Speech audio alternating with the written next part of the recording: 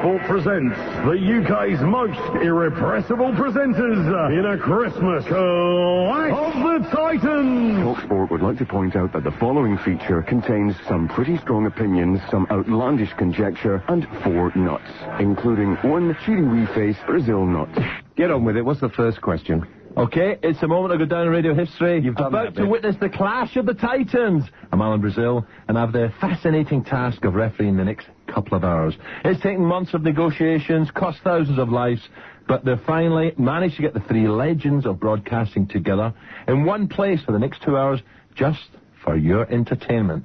An alphabet, boom, boom, boom. We're not doing it again. That's the 5th time. Let me introduce the 3 contestants. Okay, alphabetical order. Tommy Boyd, the longest-standing presenter on the station. He was there at the very beginning and will probably be here at the end. But will he survive? Will he survive 2 hours with the other 2?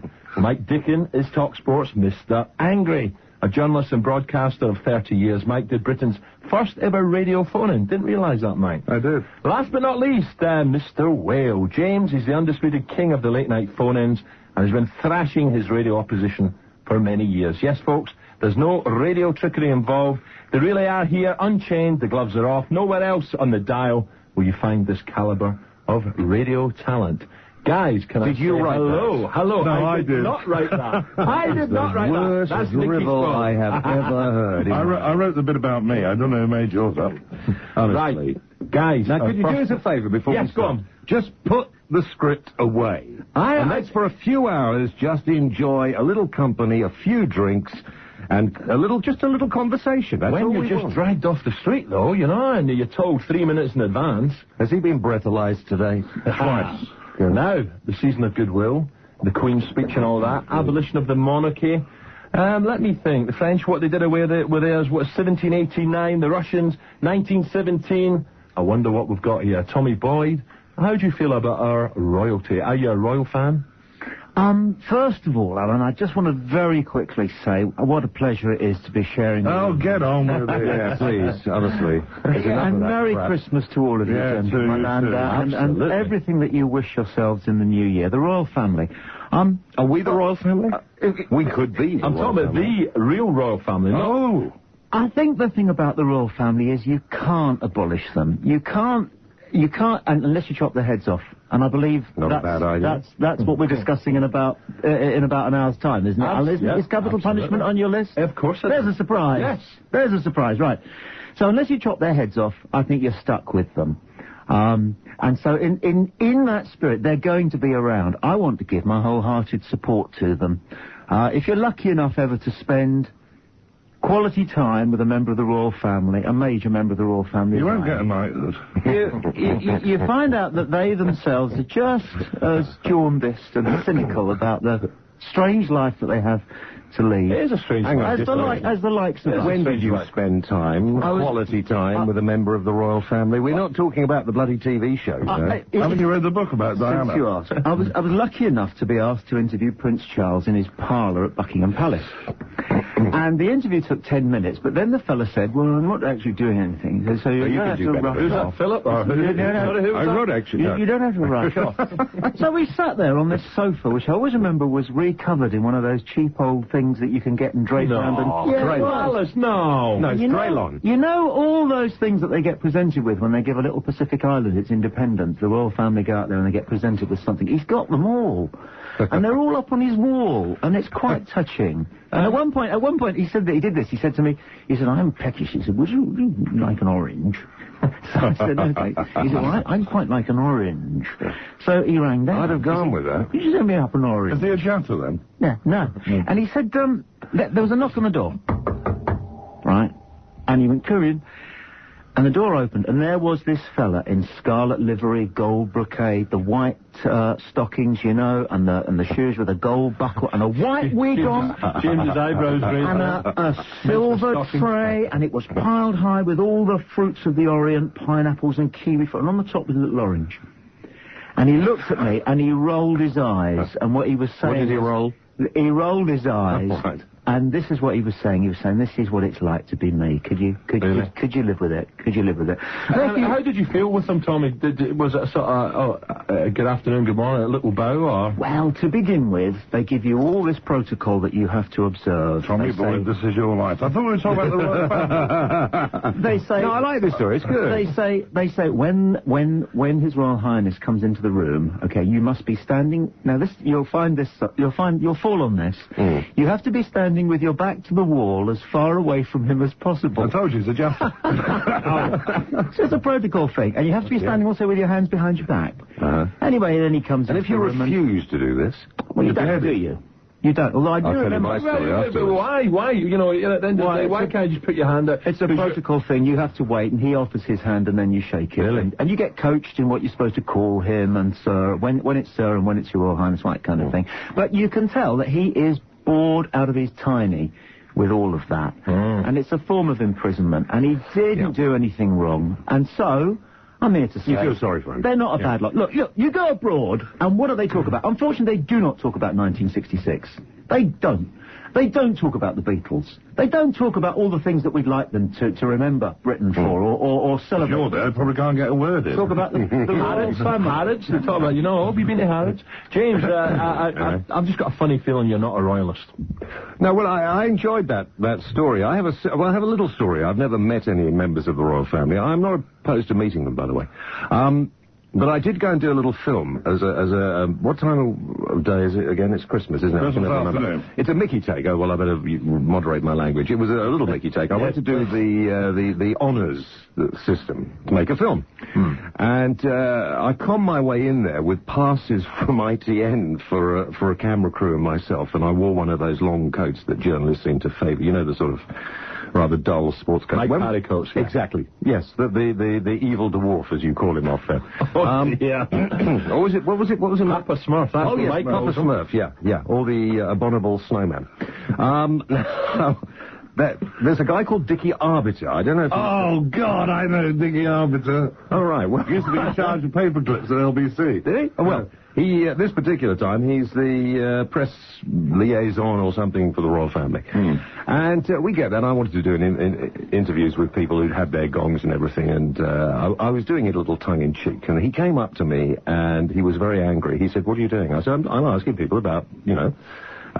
what it's like to get the MBE and all that sort of stuff. James, was he wearing his riding boots? He was wearing a very boring suit. He was a very rude man. He always wears his riding boots. And quite frankly, it won't worry me if I never meet the silly sod again. But the upshot of this was he drew a line in the gravel with... He said, "This is not the right protocol and not the right behaviour. Have you not been told how to behave? Well, this is the royal family. We're in the courtyard of Buckingham Palace."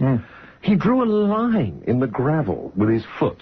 He said, "If you or any of your crew step over that, you'll be thrown out."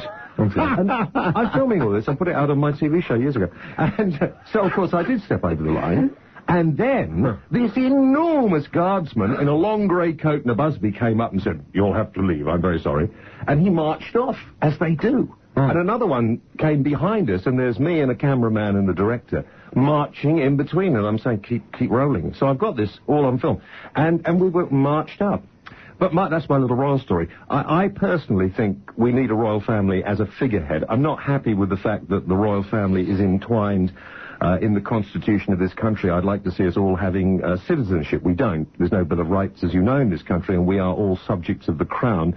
I'd like to see all of that taken away, and I'd just like to see them there for pomp and ceremony. Were you delighted when our dearest Queen had to pay tax, for instance, James? You think? No, I couldn't give a stuff about the money and everything else, really. It's not going to make any difference to us. I thought that Diana would have made a great head of the country, very fairy tale-ish. I see them as a soap opera. That's what I see. I see them as a soap opera. I see them meeting a few dignitaries. They should, at the height of the tourist season, be one of them coming... If the old Pope can stagger onto his balcony at his age, you know, the Queen Mother could do it, or any of them could come out maybe 3 times a day during the tourist season and wave. They dress very similarly, actually, the Queen Mother and the Pope, don't they? It's difficult to tell them apart. What about the tragic news when Diana died?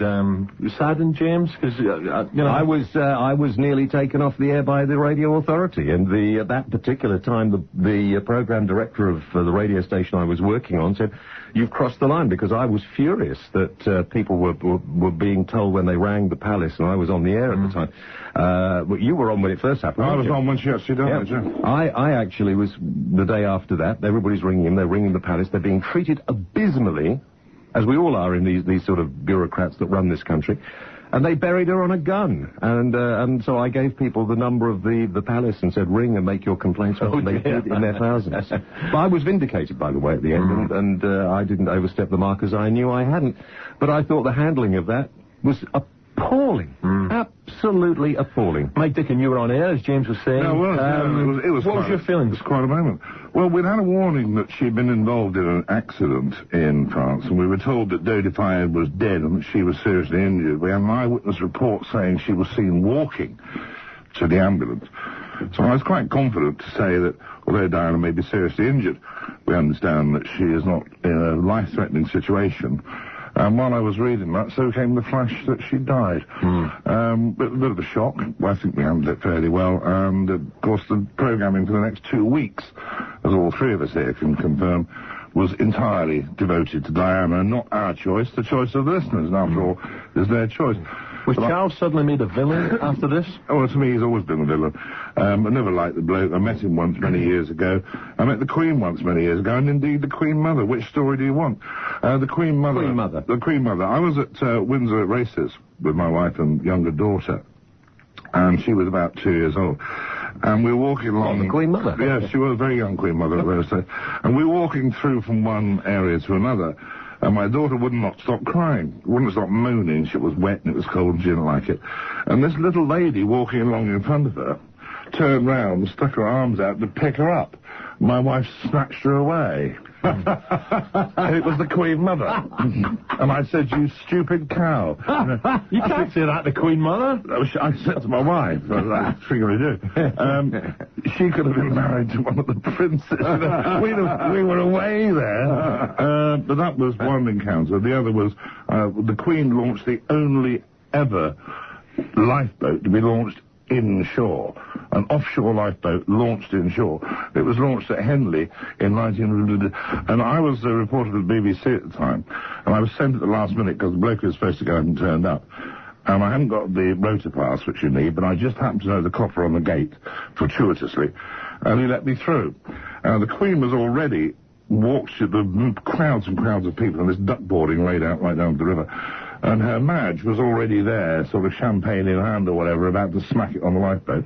And I had a bloody great ewer. I don't know if anybody remembers these tape recorders. They weigh about half a ton. You strap them on your back.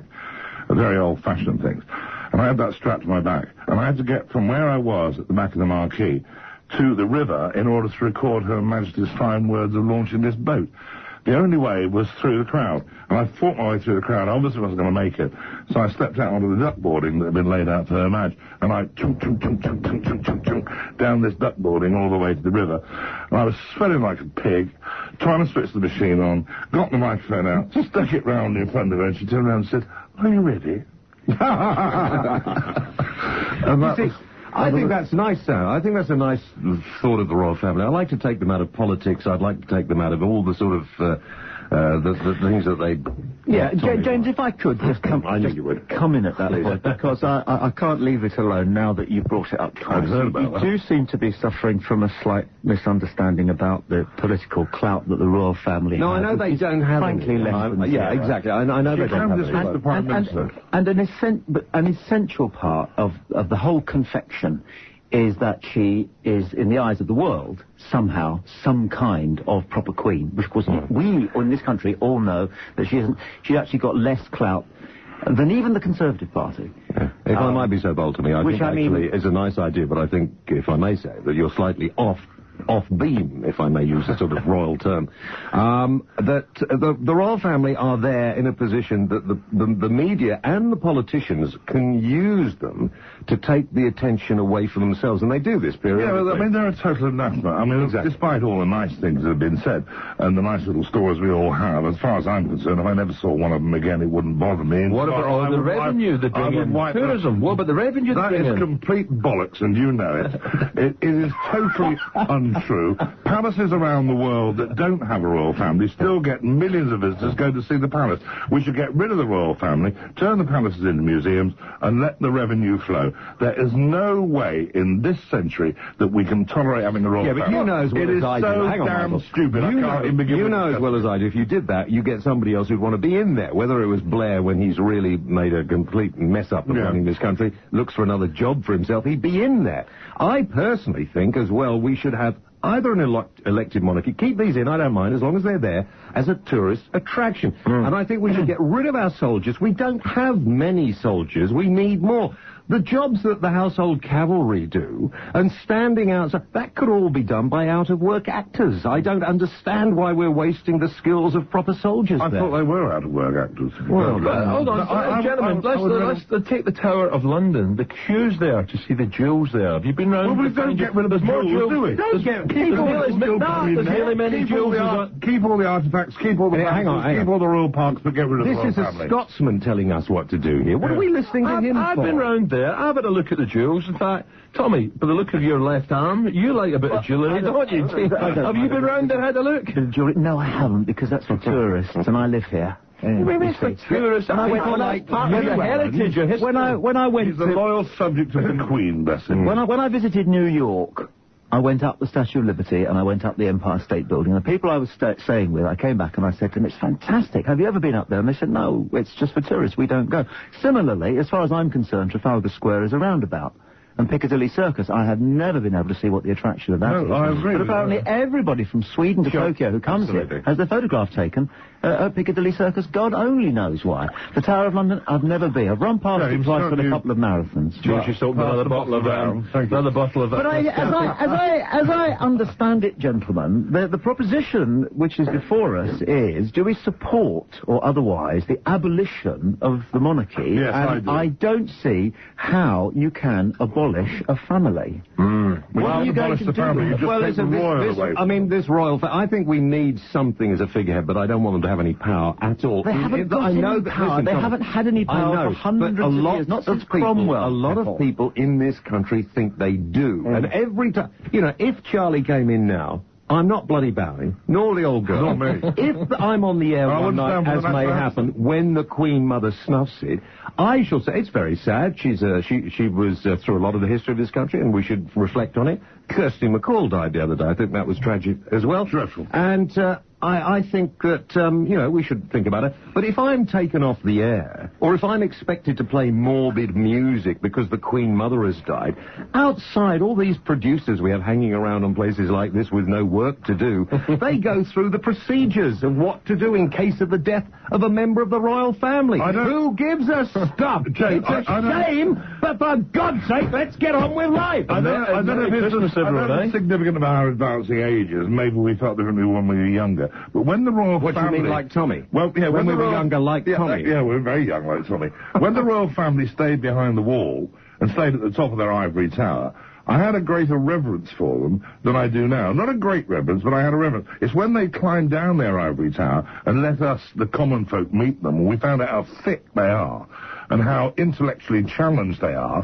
I think that's when I suddenly thought, why have I been standing for the national anthem? Why have I been bowing to the Queen? I don't No bloody way would I ever do it again. And another thing, you know, the national anthem of this country is such a dirge. No wonder we never win any sporting titles. Because what self-respecting athlete wants to stand on a podium when they play that rubbish? You don't see them England players bellowing it out before they got defeated in the last game at Wembley to Germany. My point. You talk to us about England. Exactly my point. On 1089 and 10:53 a.m. TalkSport.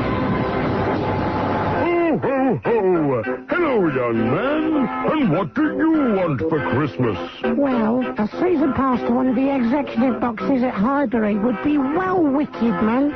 Football First Boxing Day Special, tomorrow morning from 11. Get all the latest football news and results from all the Boxing Day games across the country. Adrian Bobblehat Durham and Alvin Crimbo Tate Martin with everything you need to know about football this Christmas. Football First Boxing Day special. Faster than a turbocharged reindeer with a set of Go Faster stripes. Tomorrow morning from 11. Only on the UK's best sports radio station, TalkSport. Dickin versus Boyd versus Whale in a bite-off-your-ear Clash of the Titans special on TalkSport. Now, from the royal family, of course, no Catholics allowed on the throne. That brings on to our next topic. Religion, gentlemen. Dinner parties, it's taboo, but not here today. Why is religion taboo? Well, that's what I'm told. No, it causes too many arguments, James. Too many arguments. Should never talk about sex, religion, or politics at the We will be out of work. Absolutely. None of us have a job. Tommy, now, I'm looking at you two. I'm going to start with Tommy, because Tommy looks, in your younger day, Tommy, I bet you were a churchgoer. I had to go to church. We all had to go to church. All of us had to go to church. Right? And there's nothing wrong with that, is there? I've never been to church in my life. Not as a sort of Sunday regular, never. No, but I was... We didn't have to go to church. I had to. You get sent to I had church. to, because I was in the choir. And this is what happened, and this is what gave, for me, at the age of 7, a perspective on the church. I was sent to Sunday school, which I loathed on a Sunday afternoon, although there was nothing much else to do, but I was sent to Sunday school. And this went on for a year or two, my brother and I, and we'd sit there in this empty church, 20 or 30 youngsters, and we'd sing a song, and there'd be a prayer, and somebody would come and tell us a story, and I couldn't understand it. And it began to seem more and more nonsensical to me. Then, one warm summer afternoon, it was decided that we'd all go for a walk. So we went for a walk. And because one of the Sunday school teachers happened to live in the same road as me, we walked down our road, because he needed to nip in and get something, as I remember. And it was as I was standing opposite my own house, with my parents convinced that the children were at Sunday school, that I realised why I was sent to Sunday school, because the bedroom curtains were drawn, and my mum and dad were having a nice, peaceful, quiet, friendly, energetic Sunday afternoon. Can you imagine your parents having sex? I know this is off the subject. Can anybody really think of their own parents I shagging? must admit, my mind was racing at the time. Yes, you're right, Mike. You're absolutely right. I was having to deal with that in your parents go to the toilet, isn't it? Yeah. You know, those are the things you don't want to know about. Yeah. Sorry, anyway, No, hold on. We've gone from a pleasant Sunday afternoon stroll to... We've gone off the track here. Back to Tommy. Well, you're the chairman. What I'm here to say is that organised religion has it's a device which serves a lot of purposes. It serves the state, and it serves us all as individuals. But the business of who is God... The business of who is God is so utterly private that I am convinced it is the one thing, Alan, that you could not prize out of the 3 men that you're sharing the studio with between now and this time next year. Our own private belief. Well, I know Ash thinks James is God. I know that, just listening to him at night. Mike Dickin, I don't believe you're in the choir. I was, actually. Not only was I in the choir, because I was sort of forced to by my grandparents. I have a fabulous voice. And I actually was the lead soprano with the choir. I don't suppose we're going to get a little... And did a recording of Ave Maria. Are we going to get a little... which I don't have to have with me, so I'm afraid you'll have to... Come on, mate. You'll have to go without that. It just goes Ave Maria. Did you ever get stuck in the confessional box? That was the wrong sort of church, Alan. Oh, really? Mine was Church of England. However, I went on from that some years later to help build a church. It was a converted barn they were building a church, and I actually did labour, as you would, lifting the bricks and all the rest of it, helped to build the church. You've actually got builder's hands. Hang on, and then, when they appointed the vicar and so on, he became sort of matey with those that built the church, and I became a Sunday school teacher up until the age of 16. Oh, right. And all of a sudden, the kids started to ask me questions that I couldn't answer. And I re-examined what I believed very closely. And then I felt such a fool that I've been conned for 16 years of my life by absolute, total bullshit. Because there is no such person as God. There may have been a bloke called Jesus Christ, but he was just a latter-day Paul Daniels going around doing tricks. But I have no belief whatsoever in God. I think organised religion is only there to control people. And I think those who believe in God or some superior being, or fascinated by being involved in some particularly organised religion, are rather sad. Mike, when things are going tough or a tragedy, do you not think to yourself, oh my God, please, please? Do you not... I appeal to an inner me. Yeah. But I don't appeal to a God. I think there's something more powerful within me that I can call upon in times of trouble, because most of the time you don't need to call on your inner strength, only in times of real trouble. And when I'm in real trouble, I call upon whatever is within me that I know is there, that I can rely on. There's a reservoir of strength in there that you only tap into occasionally. Okay, you don't believe in God, but the Ten Commandments, gentlemen, if you follow the Ten Commandments, does that not make you a better person? Well, that's the moral code. The moral code was around long before there was any religion or any God. The moral code has been on this earth, and that's what makes me sick about these moralists. They say, but if you're a moral Christian person, you don't have to be a Christian person, you don't have to be a Muslim, you don't have to be anything else to be moral. I have a very strong moral code, and yet I have no belief in God or religion. You cannot marry those two and make any sense. There was a moral code, and there has always been right and wrong. God didn't invent right and wrong. Okay, Mike. Now, James, I listen regularly to your show in the evening, and I know that the Catholic Church has been lambasted lately about paedophiles. What's your view on religion, James? I don't like religion at all. I find religion... I have some friends who are religious. I have friends who are in the churches. And are fascinating people to talk to. But I hate people who are religious because they think they ought to be religious. Now, I mean, everybody knows that this year I had a sort of a little look at my own demise, and there is absolutely no doubt. It's not, you know, when people close to you die, you think you know about tragedy, you think you know, but when you're actually faced with your own imminent death, there's another, I can't explain it, I'm not even going to bother to explain now, it's not about, I still hate religion, but there is some sort of, I suppose, hope grabbing onto something, some sort of wish to continue, and strange things that happen to you, again, but I'm not going to go into now, that could, quite frankly, I suppose, be your mind helping you through these things. I don't know. The commandments, James, for you, the Ten Commandments? You know, that's just... Not interested? Well, you shouldn't kill people, should you? You really shouldn't try shagging their wives. Don't steal their ass. You know, it's all, Sorry, ass. Sorry. It's all relative. I honestly think that religions, wasn't there a bit in the Bible, I don't know much about the Bible, where supposed to said you should have no other gods but me, or no graven images or something like that. I see all the churches, all the religions, Muslim, Christians, and all the forms of them, as fairly evil and divisive. They are making people hate each other. You know, it was only the other day that the old Pope, who apparently some believe is Christ's representative on earth, which I find sod. You know, no. What are you talking about? No. No, I don't believe that. I don't believe that. He's not a wicked old sod. Oh, come on. No, he's not. He had that flipping... He's caused more misery on the face of this planet than anybody in history. Sorry, I'm with Alan on this one. If you need us supporting it, Alan, I'm entitled not. You see, hang on, guys. This proves he is not Michael, an evil old sod. How do you know? How do you know? You've never met him. You're the one. You are the one. How do you know? You are the one who has made the assertion. So you're the one who has to justify. No, I'm the one who said it.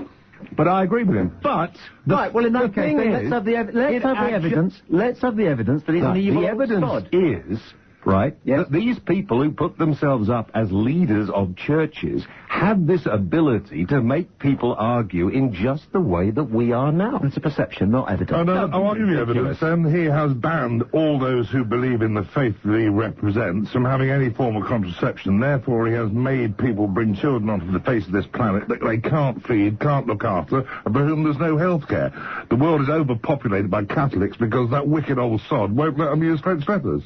Well, most of them do, I think, but I mean, that's... Listen, yeah, let's just come back to that. That's not evil. No, bringing children... What is evil? That's simply... If being cruel to children isn't evil, we'd have to... First of all, there's motive. Really? And the man's motive is clearly not to do harm. Now, I'm not going to... Do you think the man thinks now at his age, and I mean, he's got enough trouble trying to get from A to B, hasn't he? He wasn't a very good goalkeeper, was he? You see, that might be an important point that you're making, James. Just because he's in his 80s doesn't necessarily mean that he's lost his marbles. He might have found something else. Possibly. Anyway, I mean, the whole thing is ridiculous. The whole thing, people who live by the words of something, or by this book, the Bible, or the Quran, that live their lives prepared to be killed for what this book says, and, more importantly, prepared to kill others for what is said. Where did it come from, Jim? Where did the Bible come from? It's not just made up, surely. Of course it is. Oh.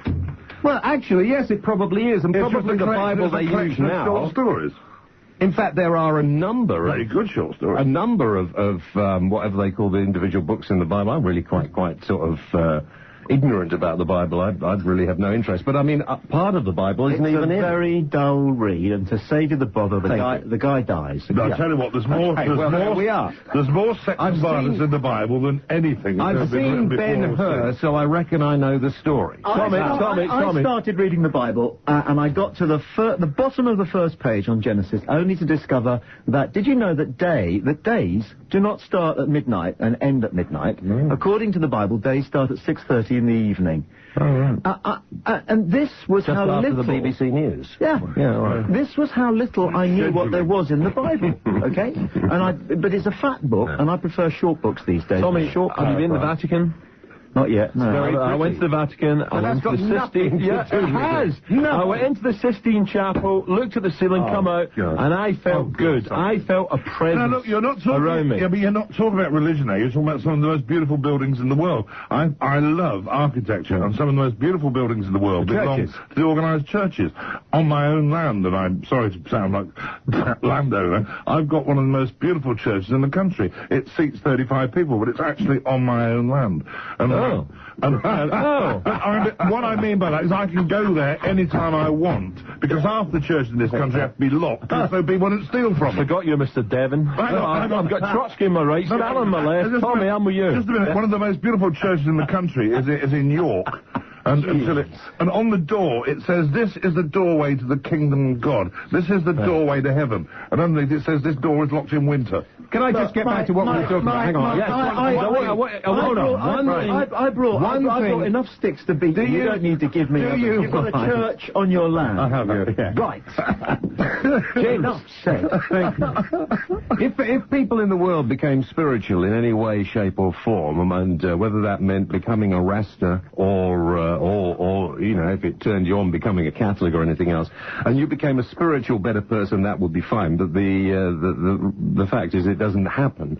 And so many of these churches are divisive. I have one little story, and then I won't say any more about this. You've got... What are you going to do, phone a friend? Yeah. Doris and Susan. No, lesbians, that doesn't work in a church. You've got Fred and Doris, a little old couple in their 90s. Mm-hmm. The pillar of the community. Okay? No, you can see them in the bungalow. I can picture them. They've never done anybody any harm in that. They take people in who need looking after. They raise money for the local charities. They're always there at the fetes. They do everything they can. And they're getting to the time when they don't have much left. And the local vicar, priest, whatever, goes along and says, "Now, listen, you've never been to church." I said, "Well, I know. We've never had time, but we don't mind you believing in it."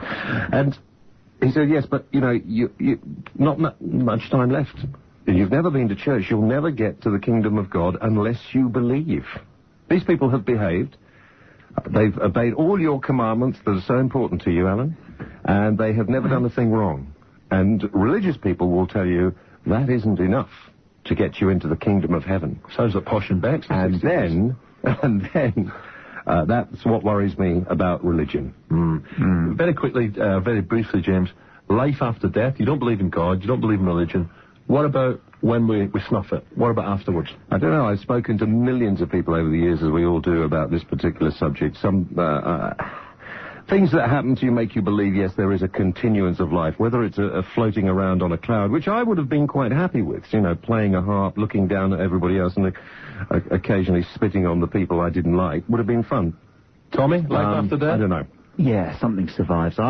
This interests me a lot because it's the most interesting thing there is. As simple as that, you know. That's only because you don't want to die. Well, none of us. We're all going to die. None of us. But you know, I mean, death is it. That's but I don't actually think that you possibly know what goes on. But I think because of what is in you and the mind, which is completely unknown, It's not, you know, we just inhabit this flesh and blood at the moment, don't we? I think there's something more. Why does it intrigue you so much then, Tommy? Doesn't it intrigue you? Well, I just think it's the most important thing there is, that's all, and it will define all our lives. It does define our lives, and it will define our lives if anything survives. One of my 3 or 4 or 5 dearest wishes is that sometime during the moment of death, it all becomes clear. And I have not been able to persuade myself, even though I've tried, that that will be the case. But I do find that the more I read and the more I talk and the more I watch what goes on in the world, the more I begin to get the suspicion that maybe something does survive. After all, nature is very efficient. It wastes nothing. Nature wastes nothing. People who die, you know, and when you get to that stage, there's an enormous sort of serenity and calmness that comes over you. It's almost as if you get to a situation, you're not frightened, you're not worried, you know, and if you've ever seen people in that near-death state, and if you've ever been in a situation where you thought that maybe that was your last, it's funny how things become very calm. Not sort of manic and stressed and everything else, they just become very calm. What does that mean? I mean, why does that mean there's life after death? Doesn't. I'm just saying that, you know, it's something that we, if there is, we should know about it. Should we, really? If we knew it, we'd be diving off the bridge. If there was, we would know about it. There is no possibility of life after death. Really? When you die, you are dead. That is it. There's a beginning and there's an end. So when you There's die, also a very nice middle, but I enjoyed the middle bit. I wasn't very conscious at the beginning. I'm enjoying the middle, and when it comes to the end, I'm sure other people will enjoy that. And will you be buried in that beautiful little church on your land? Will you be buried under there? No, I won't be buried in a church because I'm an atheist and I don't want to go to be buried in a church. I'd be buried in a plastic bag under a tree somewhere. Well, why don't you knock down this church that's on your land there? Because it's one of the most beautiful buildings in the country. If I could, I think Mike's made 2 wonderful points in just now about life after death, and a while back when he was talking about the fact that he's constructed his own moral code, and I often find that atheists actually are better people, more honourable people, because they have done that. They've sat down and worked out for themselves. There's a but coming, I can feel it. No, there isn't. There really isn't. There's a however. The however is this. I'm coming now to believe. I used to believe, as you did, Mike, quite certainly. And then you grew up. How could it? No, and I'm not certain about what I believe now. But my feeling is only, and it's only a feeling, is that perhaps if you bear in mind the fact that nature wastes nothing and that everything has some kind of a substance. Your moral code, which may be based on something quite elusive that you yourself can't actually give shape to, even in your own mind and heart, that may have some kind of substance that we can't X-ray or we can't discover with a Kirlian photograph or whatever. We can't discover it under the surgeon's knife, but it's there. I don't think, I'm quite certain that when you die, what lives on is not something that looks like you or remembers that you used to like kippers for tea or anything irrelevant like that about what it was for you to be a human being and have all that minutiae.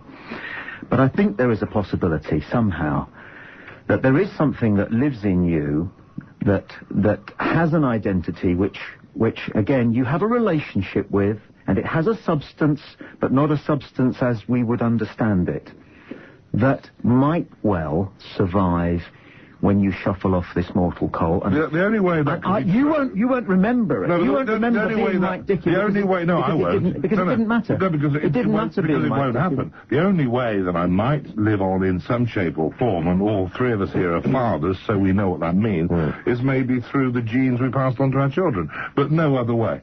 Really? Mike, this festive period, how do you feel about Christmas? Is it? Well, I don't call it Christmas, I call it Yuletide. You see, it's a pagan feast, and it was around long before Christmas. What a humbug! No, it's true. I'm telling you the truth. I hate Christmas. You'll learn something. I loathe it. Don't bother. We don't call it Christmas, call it Yuletide. I mean, for you, Alan, it's an excuse to drink even more than you normally drink. If that's possible. It just, I find people, you know, particularly in offices, I haven't noticed around here, but people come in and leave a Christmas card on your desk that you see every day. I haven't bought one Christmas card this year. Well, I've just been out Lot 10 because I saw 3 people on a bus stop this morning who hadn't got one, so I thought I'd better give that. It is utterly ridiculous, this passing on of Christmas cards. That's shocking. It's a goodwill greeting I can't believe it. No wonder they call you Grumpy Mike in there. I'm not. Yeah, you are. I can't believe it. We all agree with this. It is a complete waste of money. I would rather give money to a charity or to somebody who needed the money rather than buy those Christmas cards. If I like people, I'll ring them and say, hi, I haven't spoken to you for a year, and it's that time of year. Well, hi, Merry Christmas, or... And I'll just ring up and say, hi, we should get together, because you don't, do you? Loads of people you suddenly think, and I would rather do it. Tommy, by phone. You send out cards, don't you, Tommy? Do you know, I'm stuck. I've never sent a Christmas card in my life. Good man. And of course now I can't. Because people are always waiting for you to change your mind. Yeah. And so You've I've never sent a Christmas card in your life? It started about 2 years into college, when I noticed that last year lots of people had sent cards and I hadn't, and Christmas was coming up again, and so I decided it was a position I'd take. No, I am astonished. My wife sends out 200 every year. I'm astonished. She's desperate for presents. But I think His wife I really believe that never Christmas sends is wonderful. I tell you what, I have to own up in this case, because I have sent Christmas cards, even though I don't believe in Christmas and all that stuff. But I send them to people like Kelvin McKenzie, who owns this radio station, and the head of most broadcasting organisations, just in case they happen to remember me next time. When Did you do that this year? Yeah, always. I never do that. I also sent a fairy round to give him a kiss. What about a programmer? A new program director? Does he not get one? What? Which one's that? Papa Smurf, as you call him. Well, we have to wait and see if he survives a couple of weeks, don't we, first? Can he read? Can he read? Let me tell you, he was a journalist. Was he? He was. When was that? I've no idea. That's a very, very loose term I find in this building, journalist. On the Sunday Sport. All right. Time Smart with Jeremy Nicholas, in association with BT. This one's at noon. A one-to-one guide for business, legal matters and the internet for beginners and seasoned cyberpunks. Join me for the best of Time Smart. I'll be talking to Anita Roddick and finding out how a tractor made it from Land's End to John O'Groats fueled on just chip fat. Reveal. Business success stories. From office to empire. The mysteries of cyberspace unveiled. Advice, answers, solutions to the world of business, technology and e-commerce. BT Time Smart. Helping you spend less time working. Find out more at bt.com/Time Smart. This one's at noon. Only on TalkSport. Now isn't the time to dither if you're thinking about buying a tiny PC. The tiny PC sale waits for no man, or indeed woman. There are quite literally hundreds of pounds off selected tiny PCs, so I thoroughly recommend popping into your nearest tiny showroom and having a shifty for yourself. You'll be poleaxed by how much you can save. Remember, tiny PCs plus tiny sale equals huge savings. On your bicycle now and pedal like a good one. Dickin versus Boyd versus Whale in a bite-off-your-ear Clash of the Titans special on TalkSport. So we're saying then, okay, so no Christmas cards. This is the Yuletide. It's a pagan feast. It's not Christmas. And all the present giving actually dates back to when all the Druids used to meet in the woods, and they bring each other a present of some form of preserved food and and clothing, and they'd swap these presents and this preserved food. That's where the present giving comes from. It's none of this three wise men come over the bloody hill. Melinda and I don't even have a tree up at home. I mean, if you've got kids and things like that, I think it's a different thing. We have a tree. But we haven't. That's nothing to do with Christianity. That was brought in by. No, I'm just talking about the Prince fact we Albert, haven't wasn't got. it? We Prince haven't Albert brought that I haven't in. got one of those either. Can I explain one of the... Prince Albert. Now, Melinda told me you have. She told me you often got it up. Tommy? Let me explain one of the delights of Christmas, which I think you two old humbugs will start to... It's this. Look, aren't our lives just so routine? Oh, yes, I Week agree. in, I haven't finished yet, shut it.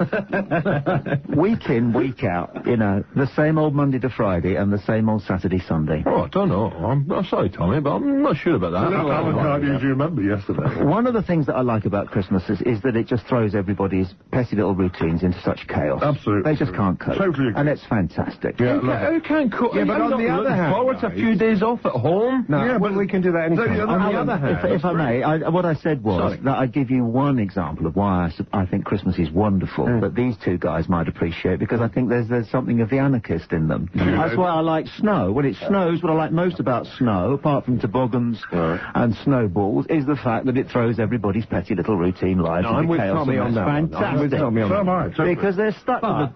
I hate the fact that everybody goes away. I tell you what I really hate. I hate the fact that the boring Pratts who are all over the place. You know, the suits that walk around as soon as Christmas comes, and the secretaries, it's an excuse for these people to behave appallingly in your way. You know, you walk out to get a cab or something and some drunk vomits on you. I'm going to start... and because you smack them, you end up being... Let me start this one then, and I'll tell you what mine is. The daftest thing you've ever done, it was here actually, about 4 years ago. I photocopied my face. Don't ever do that. We all photocopied our bum. Yeah. No, I haven't done mine. No, don't photocopy your... Why? Because you can't see for 3... Why? Because I was drunk and everybody else was photographing their backside. Yeah. And, you know, you think, well, you know, I'm Tommy Boyd, I'd better go one better. So I've got at home this death mask of me on the photocopier, but the pain... Really? The fear... The agony, yes, don't ever do it. Don't ever put your nose hard... I thought about doing it, no. Bottom nor face. It's like saying that slash your How did wrist. we get on to I've never thought Christmas, about that. anyway? Why are we talking about Christmas? Because it is Christmas and it's the reason that we're here. Do you remember? Yeah, I got Yuletide, if you don't mind. Yeah. Everybody has to change their life just because of...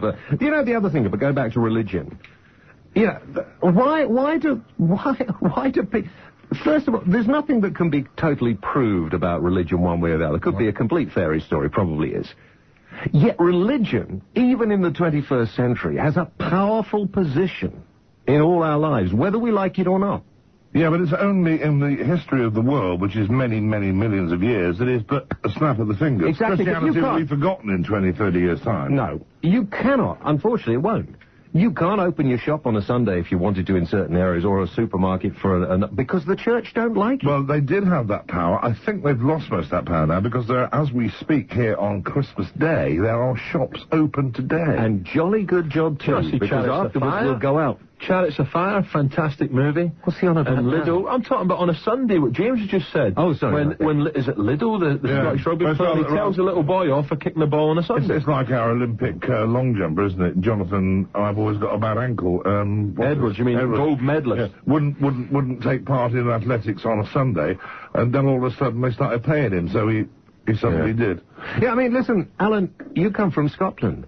I mean, the footballing tradition in Scotland with the Protestants and the Catholics is absolutely disgusting. I cannot believe it's the best derby in the world. Disgusting. These people, offensive, the most offensive people I've ever... You know, you're a Scotsman who's done quite well for yourself.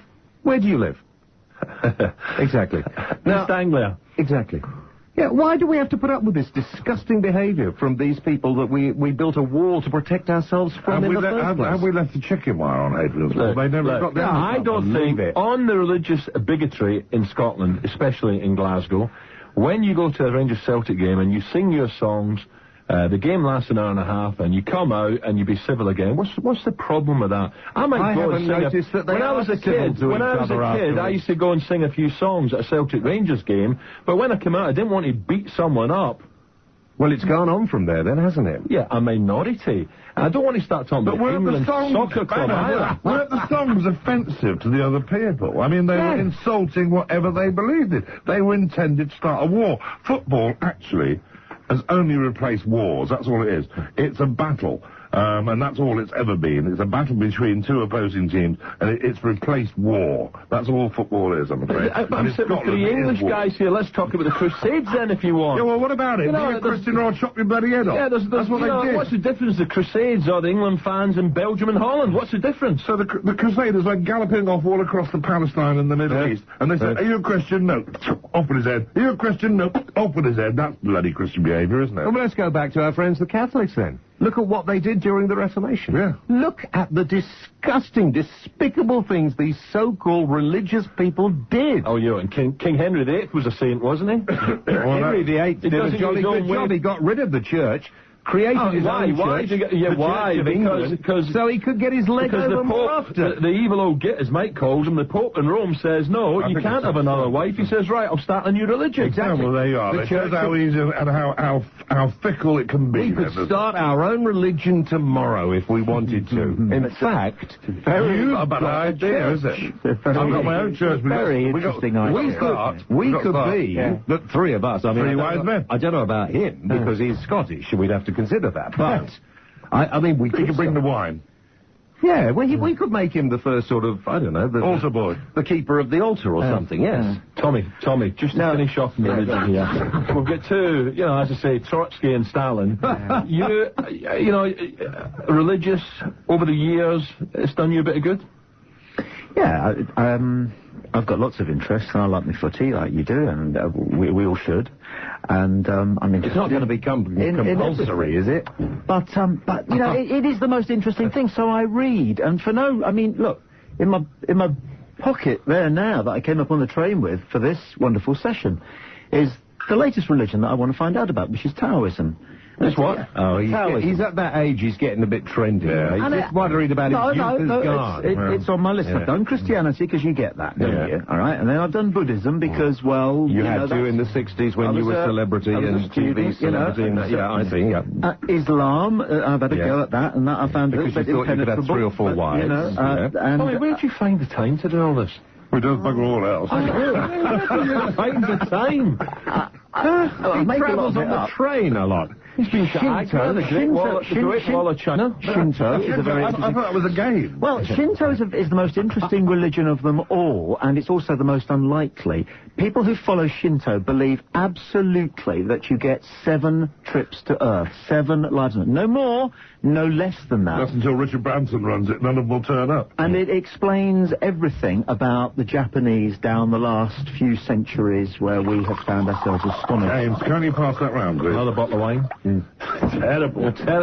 I tell you what, enough of religion. Guys, enough of religion, mate. Enough of religion. Let's talk. I'm going to start with you, the country squire. The abolition of fox hunting. Now, do I detect, or did I read somewhere that used to gallop around fields, mate? Yeah, I did. I went on my first hunt when I was about 4 or 5 years old. I can't remember quite. And I hunted regularly up until a few years ago. Very rarely did I see a fox. Well, probably, yeah. Fell off a few, which put me off. Very rarely did I see a fox. But I enjoyed the companionship, I enjoyed the chase, I enjoyed the dogs and the horses and the people I was with. A few years ago, I was aware that things were changing. Maybe 10 years ago, come to think of it, when the Range Rover Brigade and their brand new barber coats and their green wellies and their scarves and hats started driving down from London and other cities to a horse that had been kept in livery all week, was already tacked up and ready for them to get on. They had to be almost strapped onto the horse. They had no idea what they were doing. They had no idea of the countryside. They had no respect for the horse, the countryside, or anything else, or anything that went with it. And I realised that they were paying an absolute fortune for the privilege of doing this, and the hunts accommodated them. And they accommodated them because they needed the money. And so, as long as they needed the money, the hunt changed entirely, its character changed. From being the farmers and the people, the villagers that I grew up with, it became a social event for the Chelsea set, if you like. And I got sick to death of it. And then I saw the terrier man who went round blocking up the holes the night before to make sure the fox had no means of escape. And then they start digging them out. And then I found out about huntsmen who had actually been dropping foxes off out the back of a Land Rover to give the hounds something to chase. And I stopped my involvement altogether. In fact, I just had nothing to do with them at all. But unfortunately, my children had already begun hunting before I stopped, and they went on because they enjoyed the chase. It was a lovely thing to do with the ponies and over the fields, over the fences. And before anybody says, why don't you go drag hunting, let me just put that one to rest. The reason that people can't go drag hunting is because farmers only allow their land to be used in order that the foxes will be chased away or killed. And in consequence, they weren't allowed to go galloping over their fields if they were doing a dragging back down the sea. So, in the beginning, mate, you grew up, it was pleasant. It was what we did. It was what we did. I never questioned it. As far as you were concerned, it was natural, but, as you say, suddenly the Chelsea set came down, and, you know, correct me if I'm wrong, I'm a Glasgow boy, I'm an urban lad, but when the fox goes to ground, that should be it. You go and chase another one. And that's the way I grew up, and you chased another one. And the only one you ever caught, 'cause I know how James feels about this, and I have a great respect and sympathy for his view, but I would like to just throw a few facts in which may persuade him to think again, slightly. The only fox you ever catch is the halt, the sick, or the lame, because that is the one that kills the sheep. All the others live off the wildlife that they're quick enough to catch. But the old dog fox that has been driven away from his own patch by his own sons, and they're driven away every year, they're driven away another mile or two by their own sons. They're very territorial. The old dog fox that's been ill, it's lame, it's sick, it can only feed on one thing. and that is an almost inanimate object, which is a newborn lamb. Yeah. Or they can get into a chicken run where the chicken's already captive and kill the lot. And I've had that happen. They killed the lot and never took one. So they didn't do it for food, they did it for the fun of killing. The only fox that the hunt ever catch, in fair circumstances, is the halt, the sick and the lame. And thereby you are maintaining the breed, because the breed will consequently get stronger as a result of that process. But when you block up the holes and you make sure the fox has nowhere to run, then you might get the young father, you might get the young vixen, you might even get the cubs. And that's where I've got this dichotomy. I am pro the thought of hunting as I understood it as a kid and even as an adult. But I am so anti what happens now. I would never join the anti-hunt league because they're some of the cruelest people on the face of the earth. I've been on a horse when somebody's rolled an orange under the horse's hooves with 6-inch nails sticking through it. Now, that's animal lovers. Give me a break. What'd you do? Did you jump off and kick I would like to have done. Slap? I would like to have done, but I didn't see who did it. There were 60 horses in a pub car park, and these idiots came in and rolled these oranges across the cobbles when they had 6-inch nails sticking out of them. Now, one of those horses that stood on one of those nails is a dead horse. There's no cure for that. Really? I actually, I hate to say this, but I agree 100% with what Mike says. When I go off on one about hunting, it's for the reasons that Michael says. But I left London in the 70s, and I went to live in Yorkshire, and I lived there for 20 years, out in the middle of nowhere. My wife had a horse. My eldest son's first job was as a gamekeeper, believe it or not. And we had ferrets, and I used to... And I don't want you to laugh, but it's quite... No, I'm happy to talk about Okay, I used to keep birds of prey, and we would go out with the ferrets, and we'd flush out a rabbit, and the bird would go after it, and a number of years we used to do this. But it was a thing to do to appreciate being in the cave. It was not a spectator sport. And one of the things that annoys me more about hunting than anything else are the people who I have witnessed who get out of their Range Rovers, put their deck chairs and their little tables up, put out their picnics at a vantage point where they can watch all this going on. They never see what really happens. It is these people are now breeding foxes to hunt because they have desecrated the fox population. Now, actually, more are killed on the road than ever killed by the hunter. You know, there is no need for the hunt. I think it'd be I think the sort of people who now go hunting are completely brainless, most of them. They don't even know what happens at the sharp end anyway. You've got these ruthless, nasty, common, thuggy people who go around digging out the foxes, flinging them around. They dig out badgers occasionally because they are just... They're gormless. They're just completely and utterly gormless. There's no doubt that fox hunting was something that kept the communities together, was something that actually did help the fox population. That's all gone. That doesn't exist now. And, you know, farmers, farmers will do anything for money at the moment. I'm pretty sure if a drag hunt said, listen, we'd like to pay you a couple of £1,000 for hunting across your land, most of their fields are going to be set aside anyway at the moment. They'll probably say yes. And, I mean, these anti-hunt people, the hunt saboteurs, these people need to be treated like terrorists. They need to be... I've seen them throwing things at horses, hitting horses. I've actually seen my wife whack with one of these the long sort of you know, the whips they use in schooling or dressage or whatever it is, right around the head of this. Well, never mind. I can't get so excited about it. I can't. Yeah, sort of. Who was being really. He had no idea what he was doing. Oh, save the animal and all this sort of thing. And all the time, he's frightening these horses. He's putting these horses under great pressure. And she moved her horse back into him and squashed him up against a wall for a while. Okay. Guys, we're going to go to Tommy in a sec. Hold that thought. We'll continue this discussion after the TalkSport news. On 1089 and 10:53 a.m. TalkSport on the hour sports update and headline news from the Sky News Centre.